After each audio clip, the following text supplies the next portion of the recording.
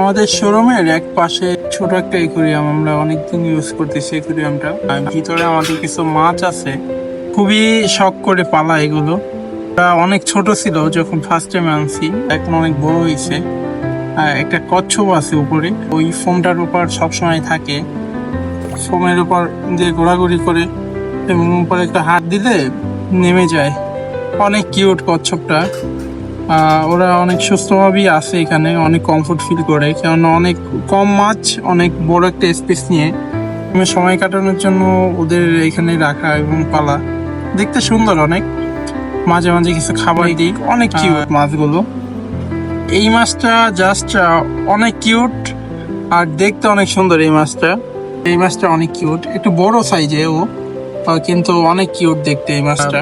আর আপনার এই যে ব্ল্যাক কালার একটা মাছ দেখতেছেন এখানে, এই যে ব্ল্যাকটা, কচ্ছপ মামা তো আছি এখানে।